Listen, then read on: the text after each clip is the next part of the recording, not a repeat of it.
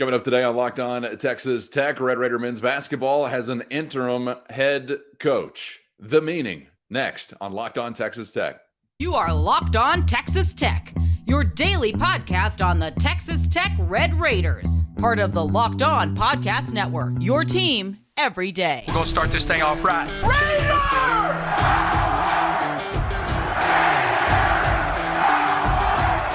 Everything runs through Lubbock. Great to see you again on Locked On Texas Tech on the Locked On Podcast Network. Always appreciate being your first listen on YouTube or anywhere you get podcasts. He's the only Chris Level. I'm Casey Cowan, and today's episode brought to you by FanDuel Sportsbook, America's #1 sports book. Make every moment more by visiting FanDuel.com/locked-on today to get started with FanDuel Sportsbook, official sportsbook of Locked On. Chris, great to see you once again. And going back to when we last visited, we have now had some clarity offered by Texas Tech, at least for the interim. And we use that tag purposefully as Texas Tech has named Corey Williams as the interim head men's basketball coach as we begin now to look ahead to Kansas City, Big 12 tournament time. Obviously, still things remaining fluid. As I said at the end of yesterday's show, probably going to have some clarity, interim tag, whatever, to give you some resolution for the meantime. But obviously, big picture-wise, still things remain very much in a fluid state. So good morning. And what was your reaction to Corey Williams as the Red Raider interim head coach? Yeah, I assumed it would either be Al Pinkins or Corey Williams. I mean, both very experienced. Obviously, Steve Green, very experienced as well at the junior college level and had been at Division I levels years and years ago. But Corey makes sense from the standpoint of he's been on this particular staff the longest, which is just 1 year longer than Al and Steve have. He's been a head coach as recently as 2019, I believe. He was the head coach at Stetson for 6 seasons. And between his Tech stint and Stetson, he was at University of Arkansas under Eric Musselman. And, I don't know what the right button here is to push if you're Texas Tech, but I think that I think the main point is that there was no reinstatement for Mark Adams. That the fact that we have an interim head coach for the Big 12 tournament, is important to note. And I think they leave it that way. They don't say going forward, or whether they just say for the Big 12 tournament. So, which tells me, there's not. There wasn't this immediate reaction to reinstate Coach Adams, but also maybe their inquiry is still ongoing. I don't know, but I think that the fact that Corey is in charge is somewhat telling, and I think I'm curious to see how these kids respond in a game tomorrow night against West Virginia, because Cal, you see these things all the time when something happens with the coach, and teams can go one of two ways. They can kind of just tank or down in the dumps, or like let the distractions get the best of them, or it's the exact opposite, and they rally around each other and start to play really well regardless of the sport. So we see that all the time. Yeah, it's really going to come down to in locker room leadership, player leadership to get these guys going, because you're going to have to obviously face some adversity that you probably didn't anticipate, just as far as the uncertainty of what the future holds, and of course the newness of what this present reality will hold for Texas Tech. You do still have some basketball considerations to think about. I was visiting with you on the phone late yesterday, and talking about the show today, what we anticipate being news today as far as the interim tag or whatever could come about. And you were saying, yeah, we're going to probably cross this bridge as far as these decisions or these announcements. And we did get the interim announcement, and you said, and then we can maybe start looking ahead to a basketball game. And I had to be reminded, yes, there is a basketball game to be played. And I can't imagine the balancing act going on, not only with the student athletes, obviously, but with the coaching staff as well, because these coaches are a part of Mark Adams' staff for a reason. assuming that's based somewhat in a good relationship with Mark Adams, being the reason they want to come work with the guy. So I'm sure it's obviously a very difficult time for all involved, and then still trying to go win a basketball game. Yeah, you're just, because I heard it many times in different, whether it be podcasts or national radio and things like that, when this situation was coming up here in Lubbock and at Tech with Coach Adams. But everybody kind of, there was a lot of similar comments about this team has enough talent to make some noise in the Big 12 tournament, so but who knows what they do with this opportunity. Again, we kind of talked about it earlier. It could go one of two ways, and I'm kind of curious to see just how they respond, how they play, what's different, if anything. I mean, not a whole lot of time for Coach Williams though to prepare as this announcement comes out late Monday afternoon.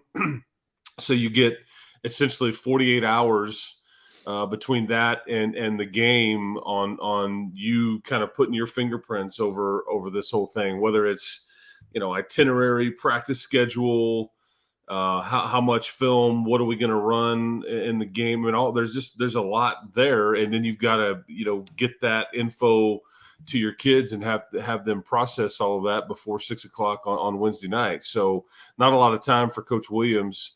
But again, you and I, you mentioned us talking. I was incorrectly assuming that we would probably, get an interim announcement sooner than we did. I thought Monday morning, but it just tells me that the inquiry is still ongoing, or that took longer than you anticipated. And because that they want to put these kids with their best foot forward here and let them know who's in charge, and same with the coaching staff. But I mean, if you don't have all the information, you don't have all the information. And so right. I thought that's important to note too. But yeah, Coach Williams is a good dude, man. It's a guy that played, he played with Michael Jordan in the professional ranks and has a world championship to prove it. Played at Oklahoma State, and he's here because he knows Sean Sutton really, really well. And that was kind of the connection a few years ago when Mark took the job. So we'll see kind of what he does with this opportunity. But it's not going to surprise me a bit, man, if they beat West Virginia and then play Kansas very competitively and potentially win that game. Won't surprise me a bit. Sure.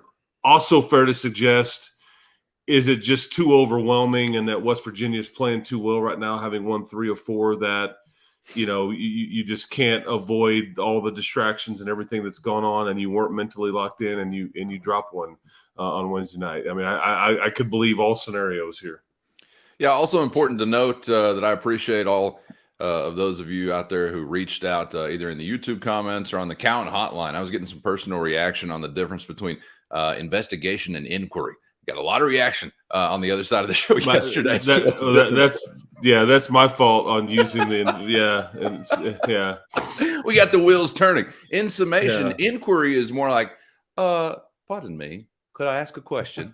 And investigation is, tell me what you know. Well, you got somebody jammed up against the wall.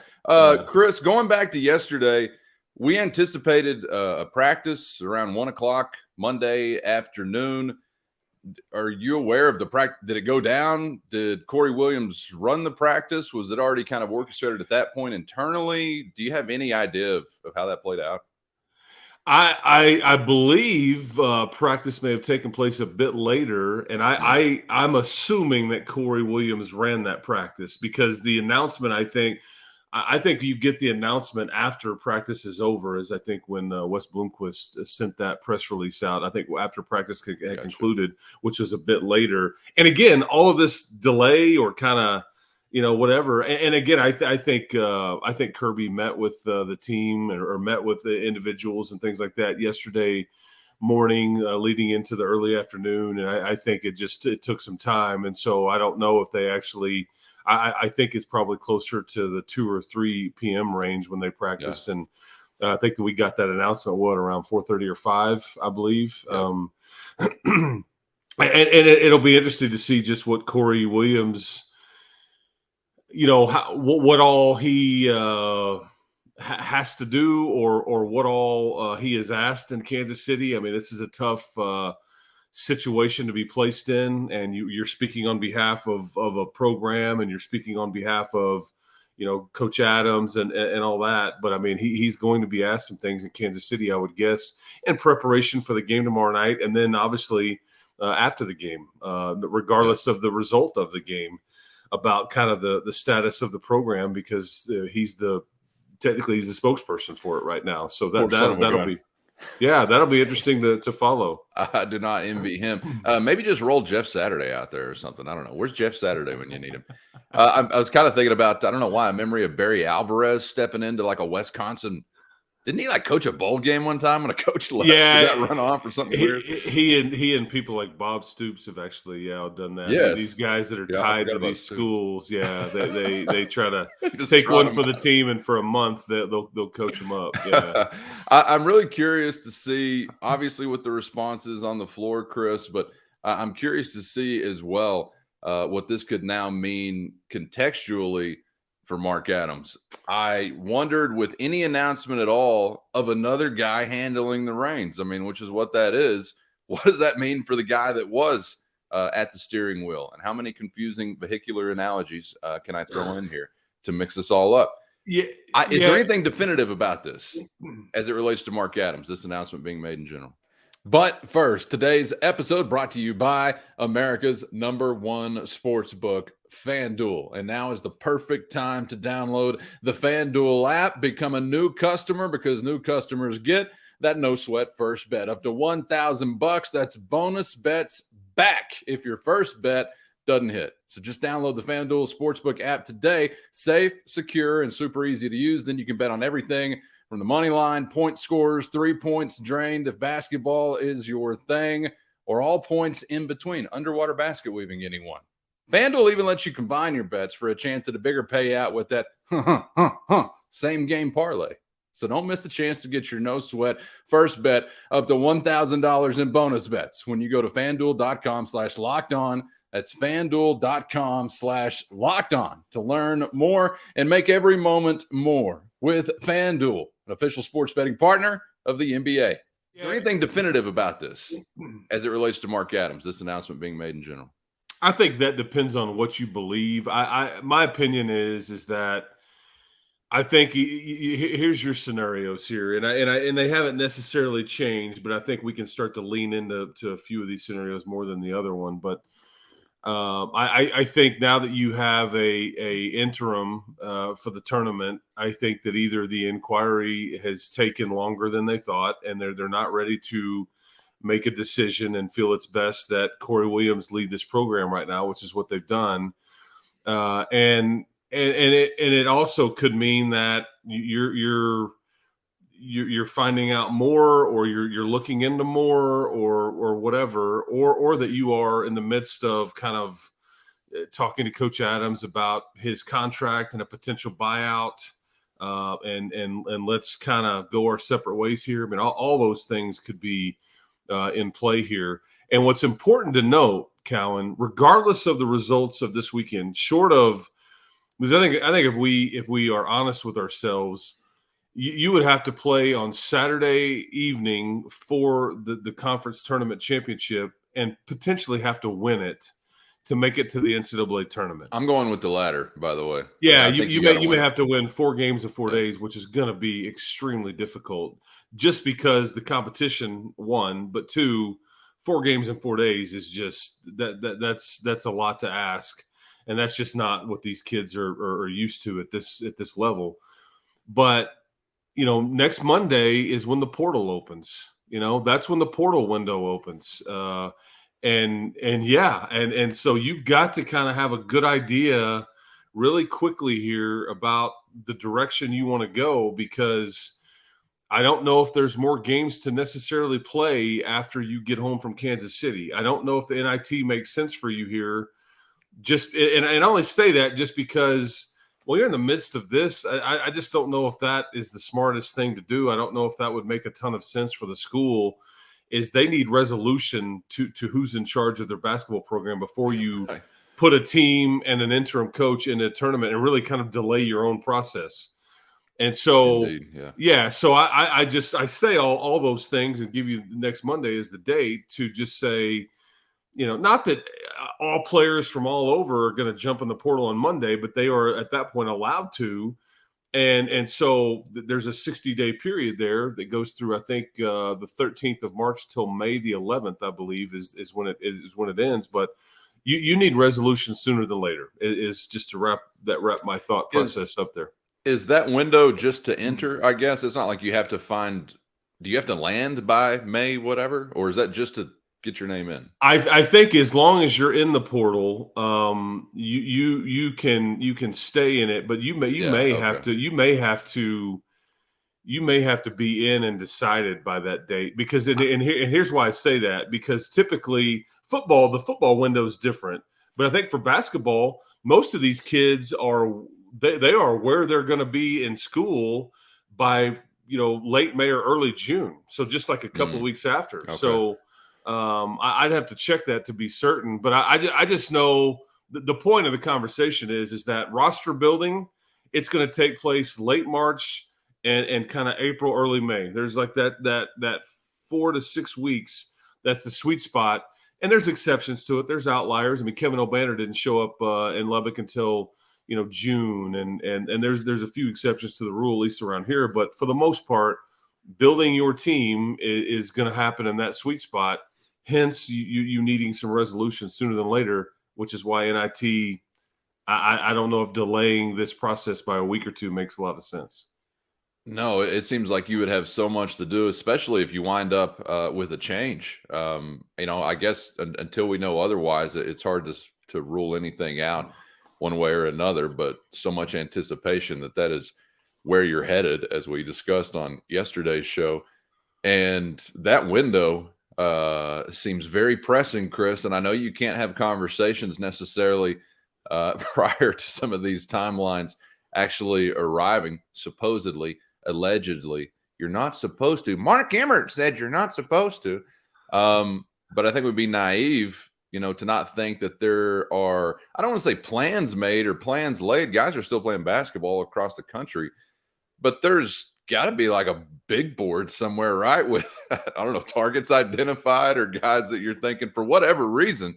Hey, I know this kid. I know what he's thinking about his spot right now, or I know what this coach is thinking about this kid, or I know how crowded this roster is, or who they get. Whatever, right? And so like all that, I guess, is just thrown up in the air at this point in time. And then if you actually were to get to a point where you have a change in leadership, good grief, I can't imagine the frantic nature of the next couple of months playing out for whoever is involved, right? Because it's pretty much immediately at your doorstep, I guess, and everyone else obviously out there with slings and arrows competing just like you are. Yeah, I mean, you have to have a plan here pretty quickly. That's why, everything in college athletics, it's happening much sooner than it used to, when things would drag on and everything. You can't afford it, because it could set your program back drastically. This is why, I think, several years ago, you started seeing a lot more coaches being let go in season, especially in football. We unfortunately had one of those at Texas Tech a few years 2 years ago, whatever.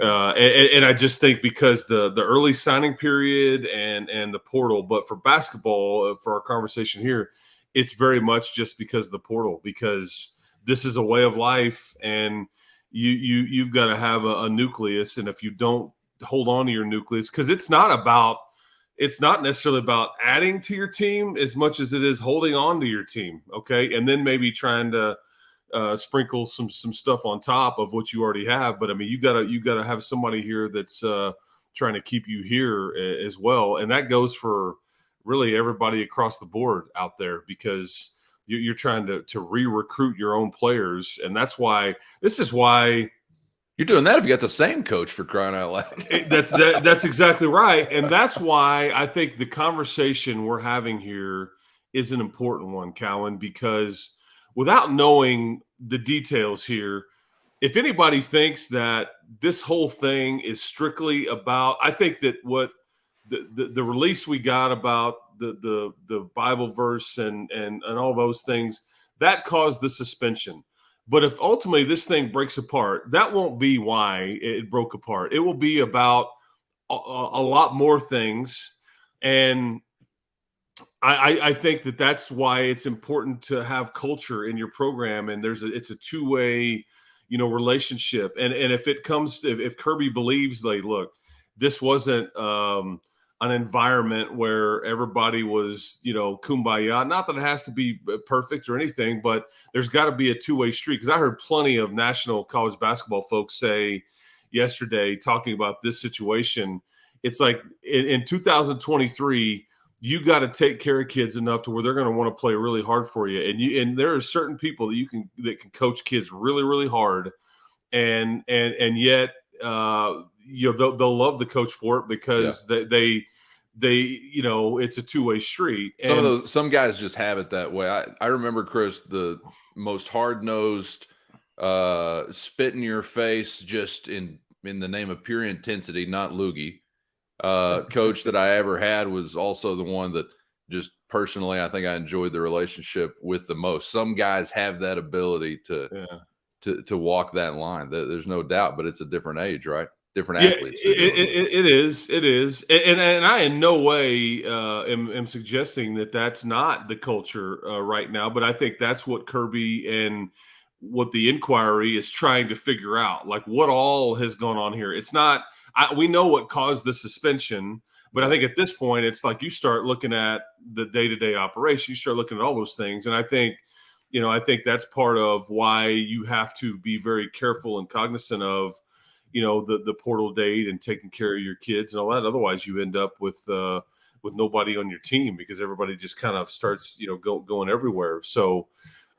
anyway, and that's a dire scenario. I'm just giving you examples and all those things, but I think it's fair to say that there's a lot that they're potentially looking into. Otherwise, it wouldn't have taken so long. I mean, I think that there's a delay here, and I'm just checking the time. It is dire o'clock in West Texas, so I don't think you're overstating the nature of the situation, possibly.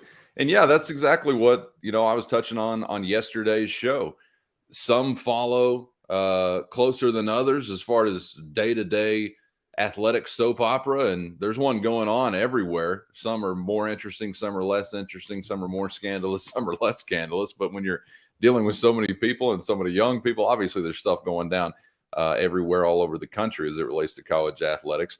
Not trying to suggest that it's anything like this or whatever, but if you are following it closely day to day, you probably already have some inkling of now the bigger picture really being weighed, just like you're describing there. If you're not following it that way, which is fine, you may have arrived at this point in a very bewildered state as to how this singular incident has led to like talk of possible departures and yada, yada, yada. So check up on yesterday's show if you missed that episode where we outlined even more of what Chris is describing there. And that's the reality that's at your door now, regardless of how closely you want to follow or not closely follow. The reality is here now for you to either kind of get familiar with or not. But Chris, I think, part of that bigger picture that we're describing here and alluding to is support as far as those around the program, whether we're talking about boosters or whatever it might be.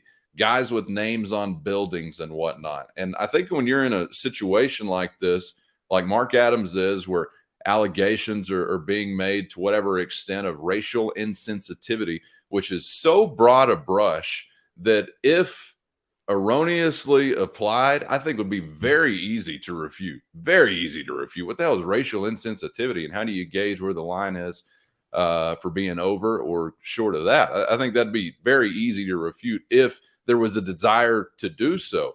I have not seen one visible, public, loud defense of Mark Adams by anyone. And it's not like there's anybody out there with the placard on the local news either saying, torch and pitchfork time, get rid of him. But I feel like in other situations, if a defense was desired to be made by those who have supported the program in really significant ways, I feel like we would have already gotten it. I feel like that would have been the first thing that we would have seen, was very public, visible, and loud defenses of their guy, of the leader. And I haven't seen it at all. Tell me if I've missed something, but also tell me this. Is that something or is that nothing? How do you interpret that aspect of it? Is that something or is that nothing? How do you interpret that aspect of it? Yeah, I had somebody ask me late yesterday, "Hey, what are Mark's players or any former players? What are they saying on social media?" And I don't know if this is exactly what you're asking, but I think it's along the lines Similar of it. realm. Yeah. Yeah, and I was like, I haven't seen anybody say anything, and again, I don't know what was. I mean, former players wouldn't be held to any sort of hey, hey, can't we don't want you talking, but Yeah. current players maybe were, and again, it's an inquiry. It's not we're not in the legal weeds here or anything. So I don't think.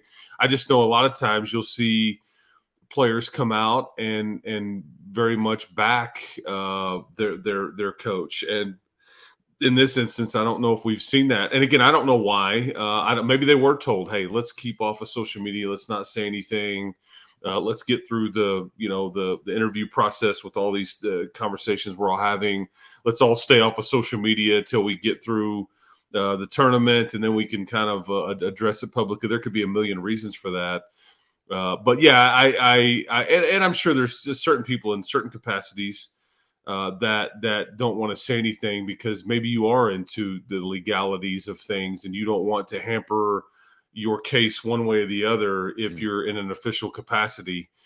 Because if you start talking contracts and the letter of the law and the way contracts are written and cause if you're looking to terminate somebody or whatever, again, all speculation there, but these are different scenarios, different possibilities. But I think, yeah, your point is a good one in that there's been plenty of opinion out there and plenty of because this is, as you've seen it, this has kind of turned into a political issue, which I don't really do politics, but that this issue of quoting scripture and all that has kind of been politicized and everything. And again, I would just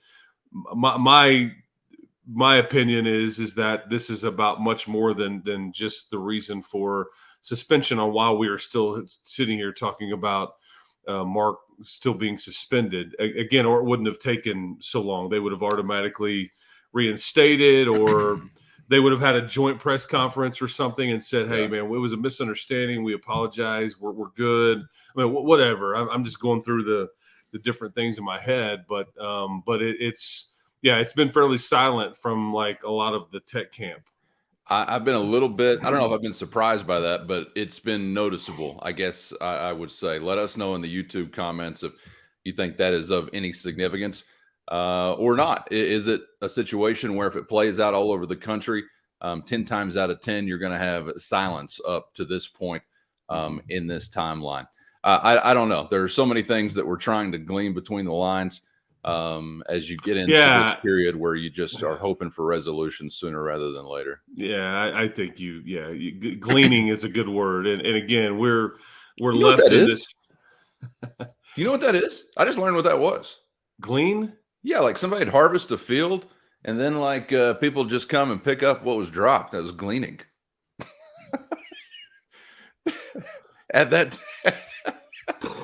to your lesson, but I'm telling you. Yeah. And yeah, it took about maybe 20 years for me to learn that I think it was an N and not an M at the end of the word. And then another 15 to 20 to learn what the hell it actually meant. So this is why you thought it was called gleam? I think there a period of time I did think it was gleam, but I'm also a guy that used the word facade and thought that was a separate word than facade. At one point in my life. Is it glean with two E's or an E and an A? I'm going to say EA. But I'm also not going to be held to that. So, I would have guessed EA too, but I thought don't try to take me to court over it. Yeah. Glean. This is why you hang around to the end of the program, folks. You trying to dial out after the intro? What are you, nuts? Chris, I don't know if we'll have any further developments. I don't know that I have an expectation that we're going to have any public development in the next, say, 24 hours before you play a basketball game. You've got your interim head coach now, and plenty to process just as it relates to that. If we do have further developments, obviously, could be back later today. So make sure you're subscribed on YouTube so you know if we are. But otherwise, we may have a chance to talk basketball tomorrow as the Red Raiders will actually tip it off to open up the Big 12 tournament. And there is a part of me, Chris, even though the sad state of affairs is unavoidably unignorable. There is a part of me that looks forward maybe to just considering basketball for a small period of time. I would tell you too. There's always lots of news that comes out of the Big 12 tournament. I think there's a lot of before we get out, there's a lot of eyes on the Pac-12 tournament and the reason that you get lots of news at these tournaments sometimes, and it's not just basketball related, is you have a lot of administrators that are there, you have commissioners that are there, and then you have media that are there, and so you bump into somebody in the hallway, or hey, you corner somebody for a one-on-one, and then the next thing you know, you're making news.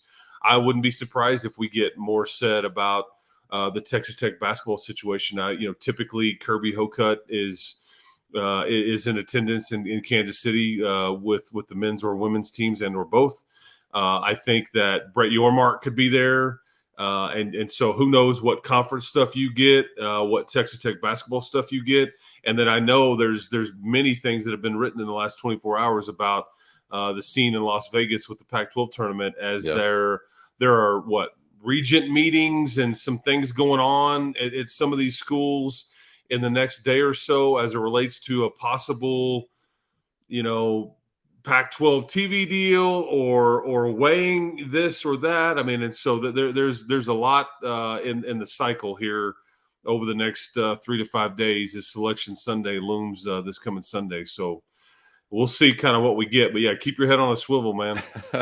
Yeah, and I think maybe my favorite option that I've seen for the Pac-12 TV deal is a gas pump near you. Whoever the originator of that idea was, bravo. I've really enjoyed seeing that. And it's got to be better than Jimmy Fallon or whatever they're giving you there typically. Before we get out, Chris. Yeah, and you're talking about like it when you go to United and there's the little videos. You're just waiting for your unleaded to pump there. And you get like a 30-second clip. Yeah, you take in Washington State, Oregon State all of a sudden. And nobody watches that.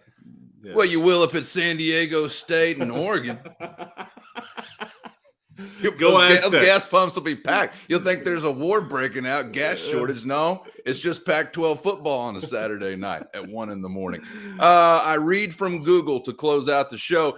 Gleaning has been an important form of social welfare for over 2,000 years, Chris. The Old Testament of the Bible commanded Hebrew farmers to leave a portion of their crops unharvested and allow poor neighbors and strangers to come onto their land to pick what was left for themselves and their families. Oh, hell, there's that Bible again.